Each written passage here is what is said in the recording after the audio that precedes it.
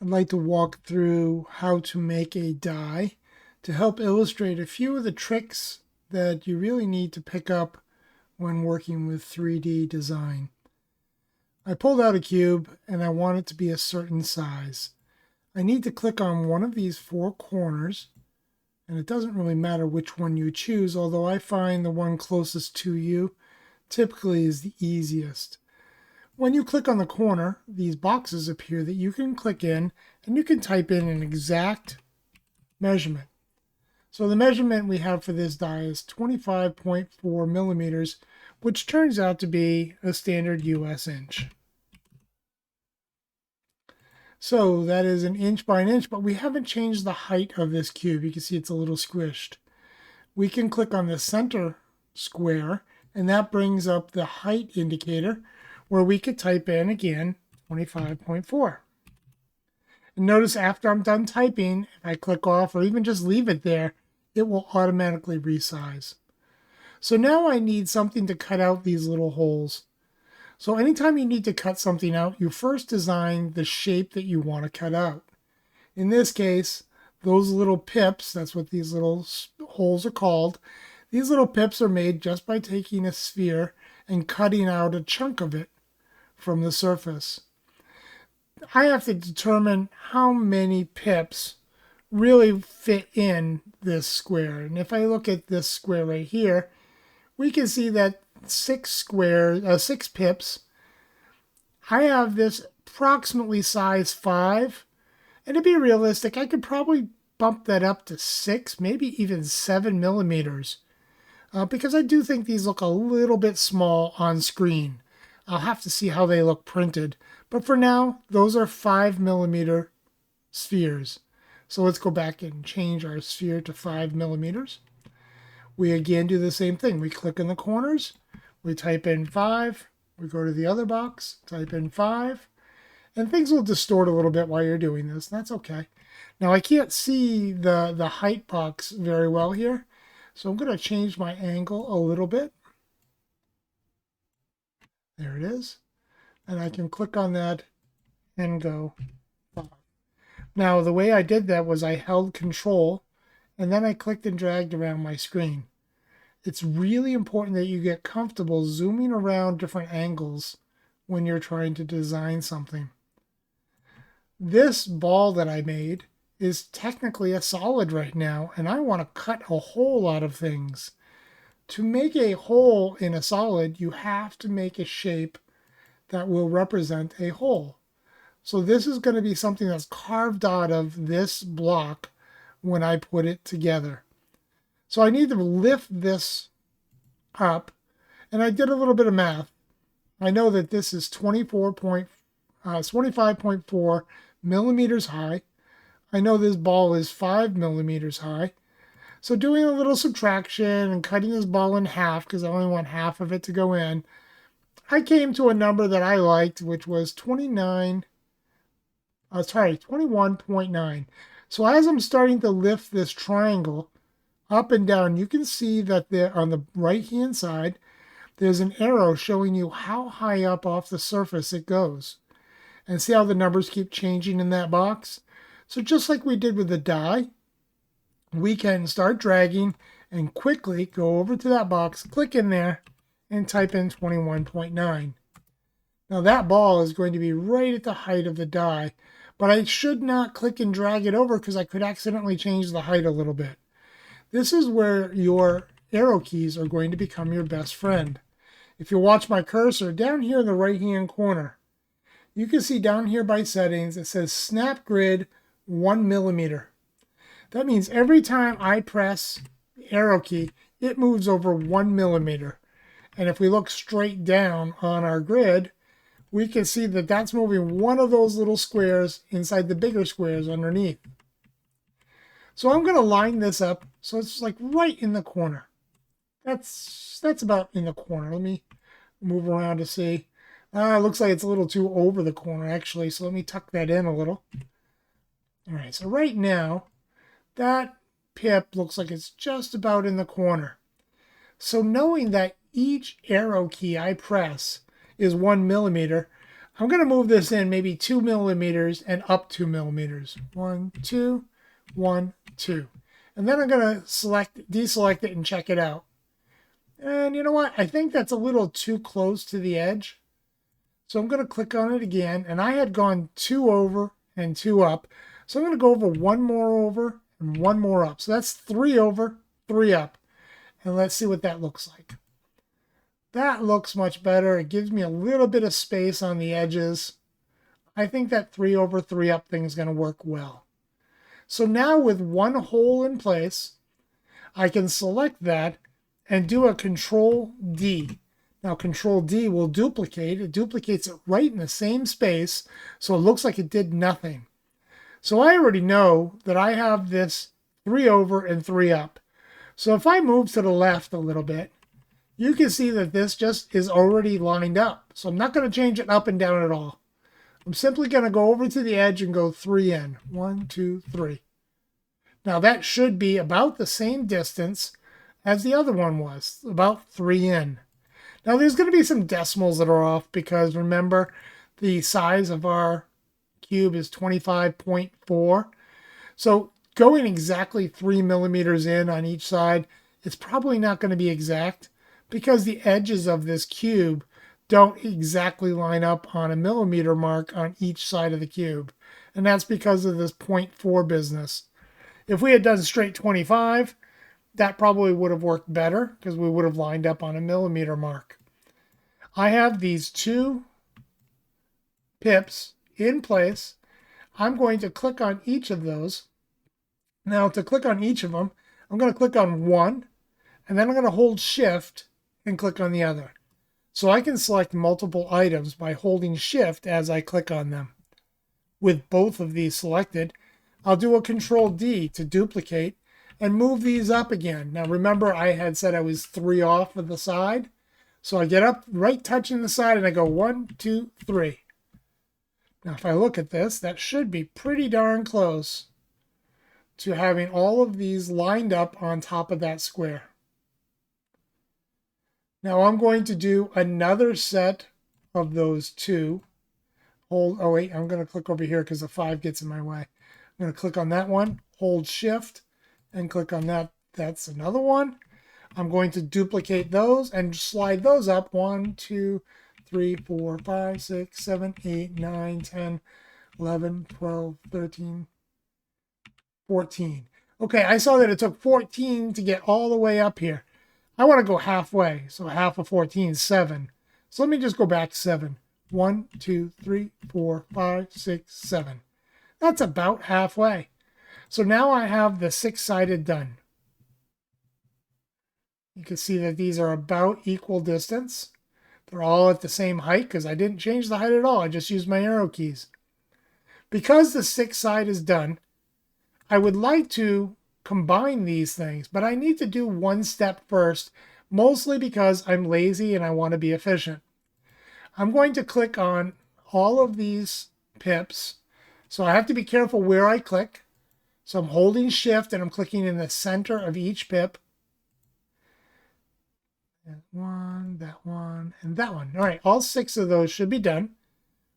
And when I have all those 6 highlighted, you should notice up here in the top right-hand corner that the group icon is available. So I'm going to group those. And I'm also going to duplicate them. Remember, that's Control D. And I'm going to slide them off just off my die over here. I did not change them up or down. I used my arrow keys. And I made sure that I just slid them directly off that die. I didn't change their location at all, just the arrow key. This is going to become super powerful in a minute. You'll see why. I'm going to highlight my die and the 6 pips that are in the die, and I'm going to group those because remember, those pips are holes, and if I group them, they carve out their space out of the solid. So now I've done the 6-sided. This is where we can really start the fun. I'm going to click on my die, and you should see if you angle it right, let's say if you're looking face on, you should see there's a protractor back here. I'm just hovering my mouse over the protractor. I'm not clicking on it right now. But before I click on it, I'm going to hold Shift on my keyboard. Now when I hover over it and start clicking, you're going to watch that protractor change. As I start clicking, notice how it automatically snaps to 45-degree angle increments. This is so much more accurate. So using the shift as you try to rotate something is really a vital skill. So I'm at 0 degrees where it was. I want to turn this to its side because I'm going to put 5 on this side. So I have 6 up here. On the opposite side of 6, I want 1. The other sides, it really doesn't matter what I put where. So I'm going to put a 5 here. And when I'm done with this, I can let go of my mouse, let go of the shift key, and this has been turned 90 degrees. So I'm ready to start working on the 5. Now I didn't move it up and down. I didn't move it anywhere else on the work plane. So I should be able to just grab these 6 pips that we made, duplicate those, and then use my left arrow key. Watch what happens here. I can just slide this back over like I was making another side of 6. Remember, we moved those 3 spaces in so I can go right to an edge and go 1, 2, 3. And that should be pretty much centered. And that looks pretty good. Now that's for a 6. I don't want a 6. I would like to do a 5. So I clicked on my pips here, and I'm going to ungroup them because I need to get rid of a few of the pips. So now I'm going to click off somewhere so I can click just the side ones. I'll delete one of them, and instead of deleting this guy, I'm going to actually put him in the middle. So I need to see how many steps is there to get all the way over to the other side. Up and down, I knew it was 14. So I'm going to guess it's pretty close, but let's count it. 1, 2, 3, 4, 5, 6, 7, 8, 9, 10, 11, 12, 13, 14. Hey, that looks pretty good. So let's go back 7, because 7 is half of 14. 1, 2, 3, 4, 5, 6, 7. That should be right in the center. And all I did was I counted, knowing that each of these arrow clicks is 1 millimeter. So these 6 helped us get some pips set up for the next size at the right height, in the right spacing, and everything else. I suggest that these 6 have done their duty and they can go take a rest. So I'm going to delete them, because now I'm going to replace them with these 5, because I see more patterns with the 5 than I do with the 6. So I'm holding shift and I'm clicking on each of these pips, and then I'm going to group them. When they're grouped, I'm going to duplicate them so I can slide it off. Again, I'm just using my arrow keys. Doesn't matter how far I slide it off, but just use that right arrow key. Don't go up, don't go down, don't drag it with your mouse. Because the 5 side is done on here, I can highlight this cube with the 5 pips and group that. That should turn those pips into holes now, which it's processing a little bit. And that might be because I'm recording. There it goes. So it has turned those into pips. So now I can turn my die and do the next side. You're going to laugh at how easy this is. I'm going to go back to my protractor. I'm going to hold shift as I click on my protractor. And while shift and my fingers held on the mouse or trackpad, I'm going to move it 90 degrees. Now this is underneath the 6. We had talked about the sum of the opposite sides of a cube have to equal 7. So I want a 1 in here because 6 plus 1 is going to equal 7. So just like I did before, I'm going to take these 5 pips, which are grouped. I'm going to duplicate them and then slide them over. I'm going to go right to the edge and count 1, 2, 3. There we go. We're in the middle. I don't need all these pips, though. I only need one of them. So I will ungroup rather, and I will get rid of all of them except for that center one, which we already know is centered.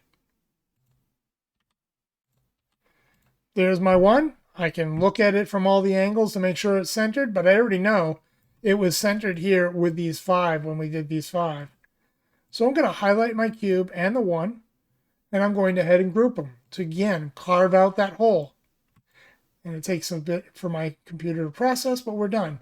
Now I had done the 5 on this side, so when I turn this again, I'd like to do the 2, because 5 plus 2 is 7. So I'm going to hold shift, click on the protractor, move it 90. I'm ready to put my 2 down. Just like we did before, highlight the pips, duplicate them, use the arrow keys to slide them over to the edge, and then count 1, 2, 3. There's the center. Ungroup them, because I don't need all of these pips. And let's just delete these 3 on this diagonal. I just click and hit backspace on my keyboard, and boom, there's the 2. I'm going to highlight the cube, group them together. It will carve that out. The only numbers I have not done are 3 and 4. So now I might turn my view a little bit to the side because I need to see the protractor to turn it front to back. So when I click on this, I can see if I'm facing the edge and I want to turn left to right, I can see the protractor I need right above my cube. So I hold shift and I'm just going to move it 2 spaces to 90 degrees because it doesn't matter whether the 3 is up here or the 4 is up here. I'm going to turn it back so I can get my bearing here with my 5 pips. I will grab my 5 pips. I'll duplicate them. I'll use my arrow key. You see a pattern here? It's always the same steps. Now I go 1, 2, 3. They're centered. I ungroup it. I need a 3 this time, so I'm going to delete this guy and this one. Gone. There's my 3. I'm recognizing that patterns are being duplicated, and I'm using a central pattern to make all the other patterns consistent. And when I group those, that should carve those 3 out of there. Now I need to get to the bottom of this die and put a 4 in there. So I'm going to change my angle a little so I can look straight on. I'm going to click on the die and I see my little protractor. I'll hold shift. I'll move it 2 spaces, then 2 more spaces to get 180 degrees. And now I'm ready to finish my die by taking these 5. I don't need to duplicate them here because I don't need them anymore after this side. I'm just going to move them over and go 1, 2, 3. So it's 3 in. Oops, I should have kept that highlighted. I'm going to ungroup them. And now I'm going to just get rid of the middle one. There's 4. And I can highlight my die and group them all together. So at this point, we can do a fly around. And we're just making sure that we did group all of them. We're making sure that the opposite sides add up to 7. So you can see a 6 on this side and a 1 on the other one. That works. 5 on the front here, and that should mean 2 on the back. 4 on top, and 3 on the bottom. So everything here looks pretty good. We have all the measurements we need. I hope you noticed that I did not click and drag things around at all on this episode. That is so important. I see so many students clicking and dragging things and trying to eyeball them. If you use the grid that's set up here with the 1 millimeters and you use the measurement boxes when you click in the corner, you cannot make any kind of measurement errors unless you have a mistype. Because if I typed in 24.5, obviously this die would change its size. Finally, to finish your die program, I would like you to come up to the top name, put your name and the name of the project or description of what you're doing. Since I have 2 dice here, I'm going to put dice. But you could put the word die because that's what you're doing. You're creating a die. But this way, somebody knows whose project it is and what is the project. We're creating a die. At this point, Tinkercad saves all your work, and your work is done. You're ready to have it checked by somebody else to make sure that you've met all the requirements. Then you can come to whoever's in charge of printing and see if we can get this print started. Good luck, and hopefully these instructions are helpful for you.